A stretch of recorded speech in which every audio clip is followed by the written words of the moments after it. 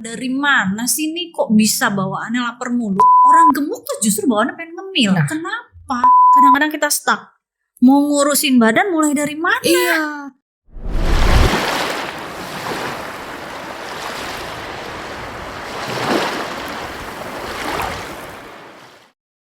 Hello, the House here. Welcome back in Clinic Dr. House Broadcast. I'm Reno, your host. Sekarang mau ngobrol-ngobrol sama Dr. G soal Hunger Games.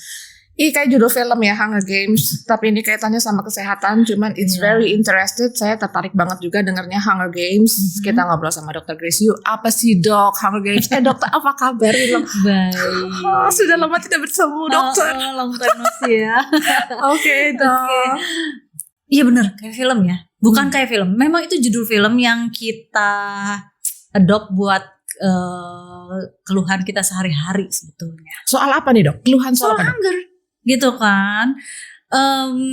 Banyak sekarang orang yang gak bisa, aku bilangnya mengelola rasa lapar.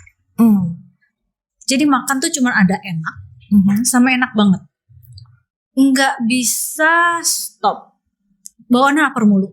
Makanya dibilang Hunger Games. Oke, dok, sebentar. Ini kaitannya dengan tujuan kita untuk weight loss ya dok? Iya, sebenarnya kalau kita ngomong kita gimana meriset atau kita mengatur appetite ya atau nafsu makan, kaitannya itu bukan hanya untuk weight loss. Bukan, weight loss itu cuman bagian atau bisa dibilang weight loss itu bonus. Oke. Buat apa kita mengelola nafsu makan atau gimana caranya kita bisa win the Hunger Games ya? Tujuan yang paling pertama adalah supaya kita bisa menghindari metabolic disease.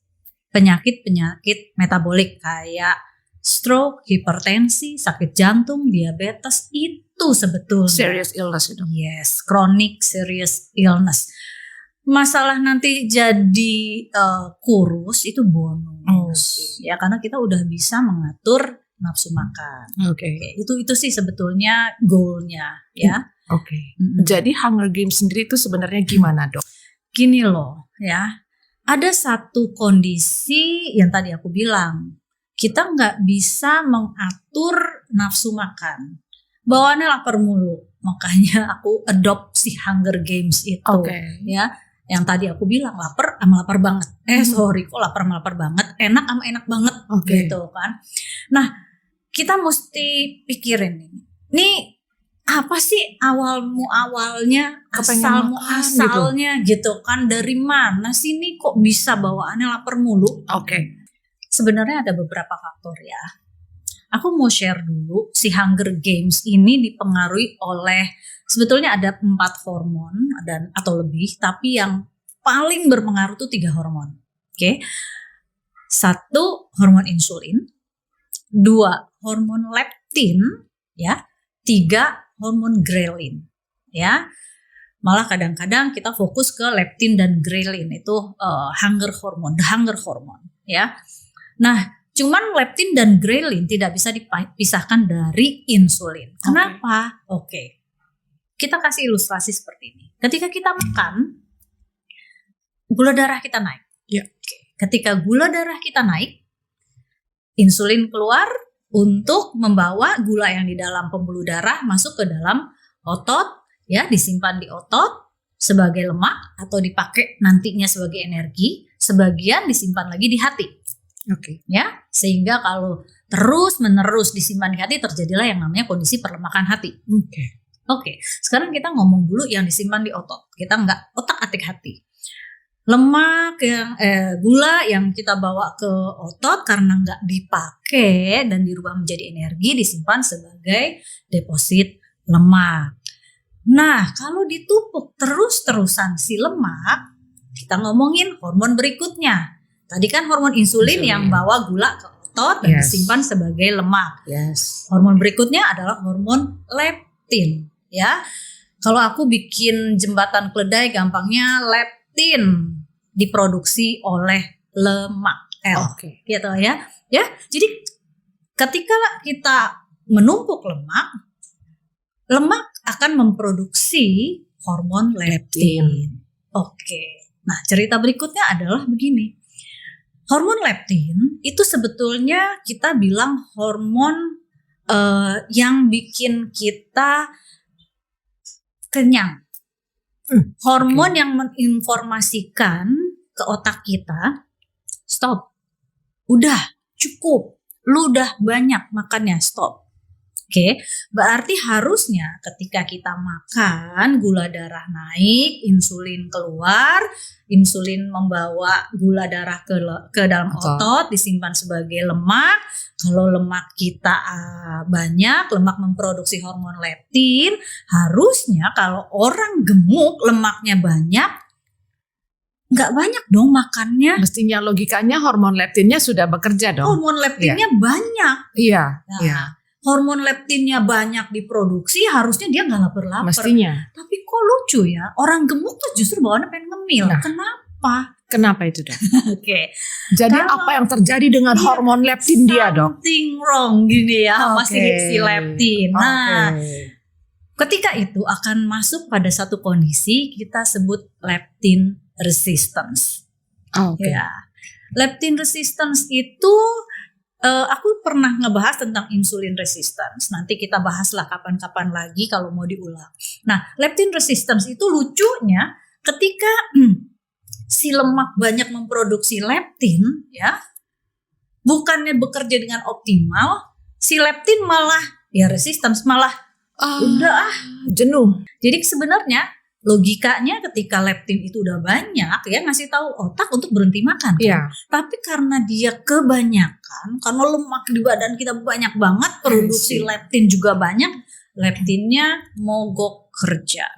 Resistance. Akibatnya dia nggak bisa ngontrol rasa lapar. Bawaannya bukan rasa lapar. Dia nggak bisa ngasih tahu bahwa stop. Jangan makan, udah kenyang, udah cukup. Nah, itu kerjanya si leptin sebetulnya. Oke. Leptin tuh kerjanya ngasih tahu, udah jadi lemak nih, udah cukup, gak usah makan lagi. Itu sebenarnya kerjaannya si leptin. Itu yang sorry Dok, yang kalau di orang awam nih kayak kita kalau udah ngerasain udah kebetulan mungkin kalau aku tidak overweight ya Dok ya. Nah, tapi kan ketika makan sesuatu terus ngerasa memang udah penuh.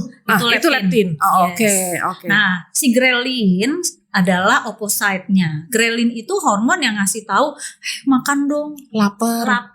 Oke. Ya. Nah, grelin itu diproduksi oleh gaster atau lambung. Jadi lambung memproduksi hormon lapar, ngasih tahu makan.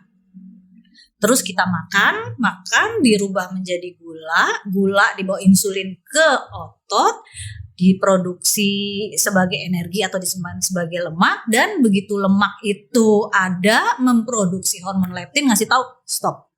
Oke. Ya, jadi seperti itulah. Jadi satu kondisi yang harusnya kita pikirkan adalah gimana caranya nih kita memutus circle atau lingkaran setan yang bawaannya tadi makan cuman enak sama enak banget. Si leptin ini. Iya, berarti Hunger Games adalah tujuannya kontrol hormon leptin. Oke, gimana Dok? Oke. Kita kan tahu ya tadi berarti hormon leptin itu akan resistance atau kerjanya jadi error ketika dia diproduksi berlebihan oleh lemak. Iya. Jadi dia enggak bekerja dengan benar. Resistance. Berarti harus kita kembalikan menjadi sensitif lagi. Menjadi leptin sensitif. Itu yang dinamakan Hunger Games? Yes. Jadi kita harus gimana caranya nih ngontrol yang tadinya resistance menjadi sensitif. Ya. Oke.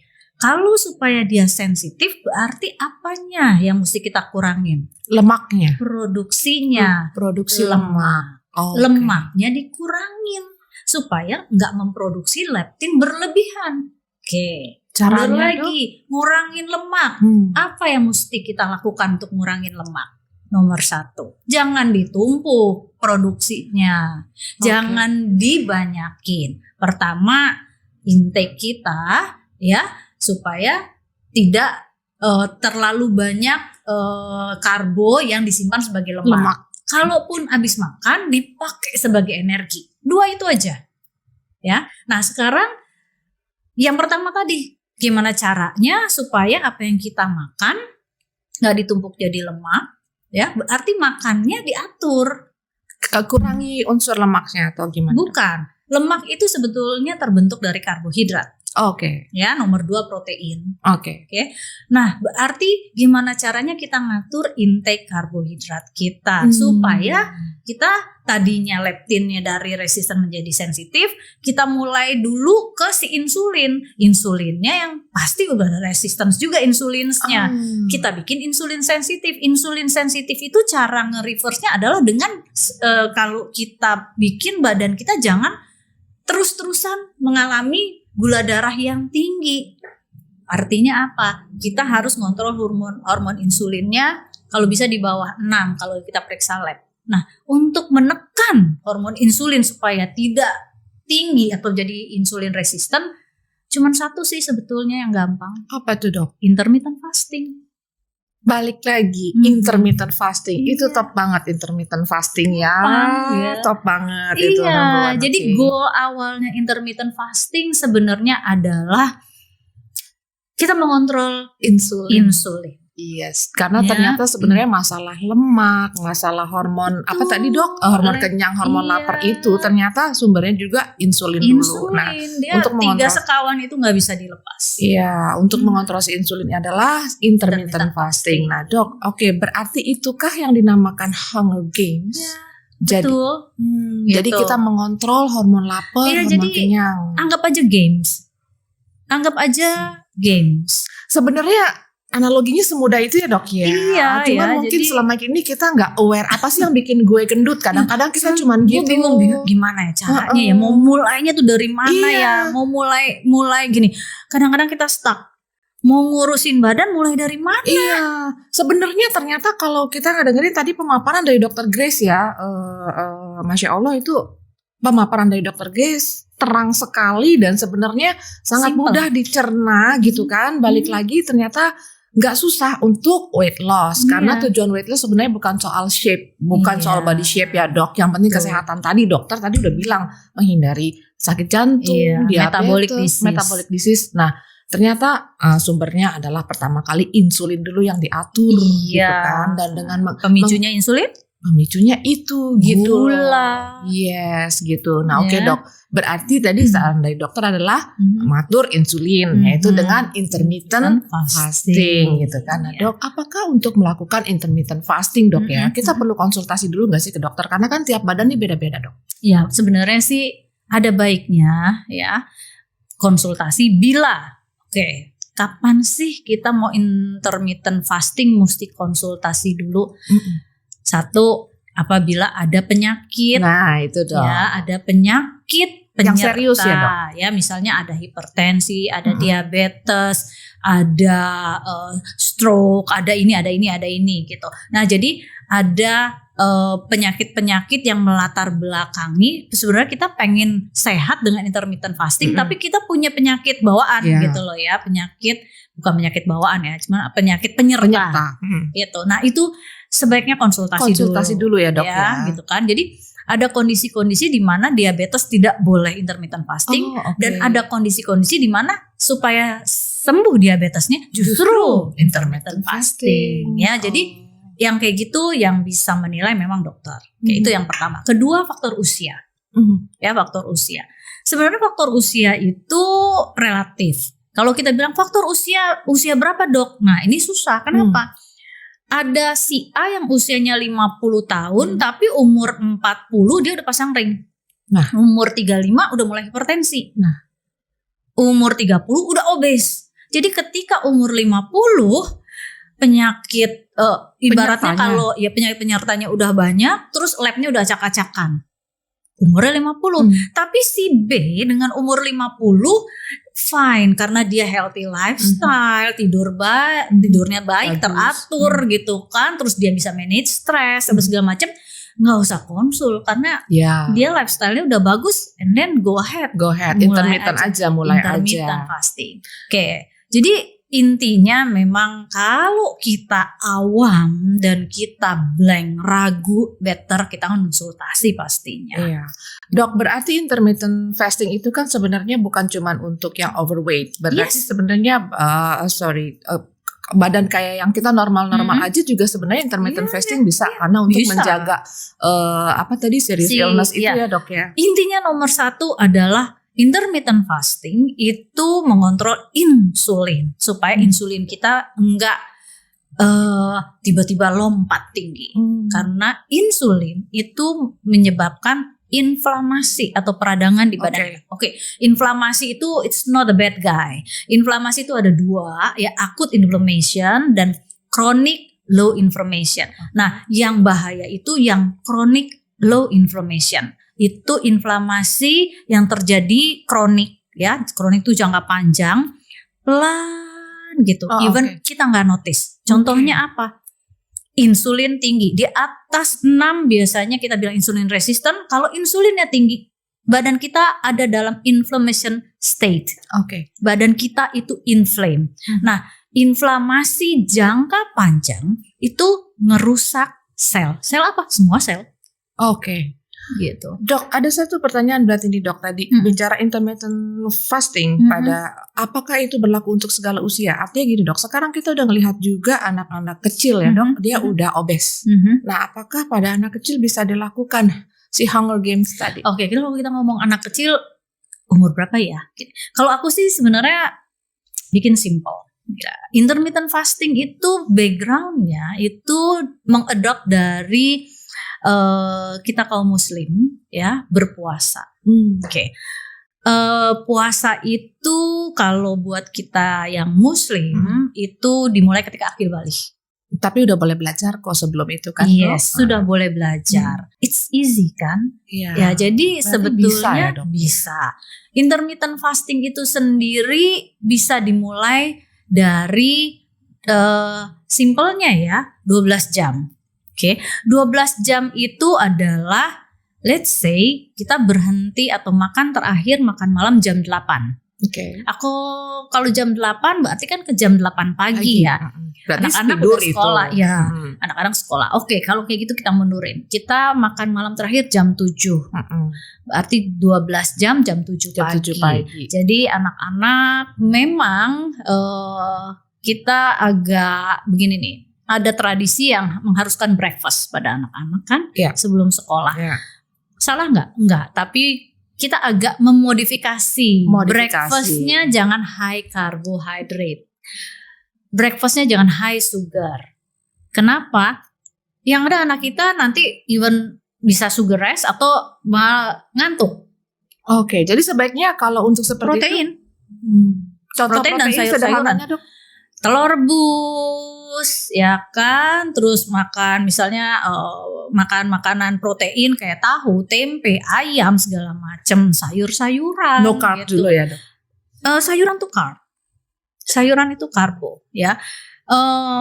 Memang kalau kita di Indonesia nggak makan nasi rasanya nggak sah ya. Tapi sebetulnya tapi kalau dari kecil dibiasain ya dok, buat kesehatan sih nggak apa-apa ya, deh. Kembali ke tradisi ya. Kadang-kadang kita berpikir nggak makan nasi ya, gila lu nggak diet karbo diet karbo. Zaman kita kecil dulu kalau belum makan nasi kayak dosa banget. Iya betul. Padahal kita udah kenyang gitu kan. Jadi protein, habis gitu makan sayur-sayuran, itu even or cereal buat anak-anak ya. Terus susu boleh dok. Susu fine, tapi akan jauh lebih baik yang non dairy milk. Non dairy, dairy itu kan dari hewani ya. Non dairy misalnya susu almond, oat atau cashew atau seperti itu bisa. Iya, jadi ini mungkin notice ya buat ibu-ibu yang punya anak kecil sekarang ya. tuh mulai obes. Nah, itu maksudnya obes, aku juga concern di masalah itu. Nah, aku berpikir apakah intermittent itu anak-anak jam segitu kan toh tidur ini, jadi kan kita melatih mereka untuk tidak ngemil malam. Dan ingat ya, usahain 4 jam sebelum tidur perut kita udah berhenti makan. Ya, karena pengosongan lambung itu 4 jam. Ya, jadi bayangin habis makannya jam 9, jam 10 tidur. Jadi kita tidur dalam keadaan perut penuh. Ya, banyak jeleknya lah. Nanti kalau itu kita terangin satu-satu makan perut penuh gimana. Ya, tapi intinya kita kadang-kadang menabung penyakit itu dari anak-anak. Nah itu dah. Jadi kita concern sebaiknya kita udah concern. Udah jangan dan notice takut. sekarang. Jadi intinya gini, kadang-kadang dengan kata-kata intermittent fasting orang udah keburu takut serem duluan. Serem duluan intermittent fasting lu kayak beban banget. Jangan kan anak-anak dok. Aku aja kadang-kadang ngeri dok. Aduh gitu kan. Ya. Dan ingat intermittent fasting ya, aku nggak ngomongin fasting as a Muslim fasting ya. Kalau intermittent fasting itu masih ada yang bisa kita bukan makan, minum sih basically. Minum. Ya. Jadi minum plenty of water, oke. Oh boleh ya dok. Boleh ya. Green tea without sugar, oke. Black coffee without sugar. Oke, gitu. Ada beberapa misalnya minuman-minuman sparkling water, walaupun ya kadang-kadang ada yang pro cons tentang sparkling water, tapi masih oke. Jadi gitu intinya kan. sebenarnya intermittent fasting itu adalah menghindari makanan dan gula sih sebenarnya. Kalori ya. Memasukkan kalori dalam jendela puasa. Ya kan, jadi kalau 12 jam berarti jendela puasanya 12 jam, 12 jam lagi kita bisa makan. Oke. Dok, kalau gitu saya tertarik juga untuk intermittent fasting untuk kesehatan saya. Jangan sakit jantung, diabetes, hipertensi, jangan, masih bisa kita jaga ya dok. We must win the Hunger Games. We must win the Hunger Games, oke? Dok, kayaknya udah cukup jelas penjelasan tentang Hunger Games kayaknya, oke? This is aku rasa ini bakalan popular about Hunger Games karena benar-benar tujuannya untuk kesehatan yang optimal dan semua umur bisa melakukan, dari anak-anak maksud saya, bukan bayi, gitu kan dok ya? Sampai orang tua juga bisa. Oke, dokter, thank you so much. Hari ini penjelasannya keren banget. Hunger Games, semoga bermanfaat buat the healthier. Selamat sore dari klinik Dr. House, The Lifestyle Clinic.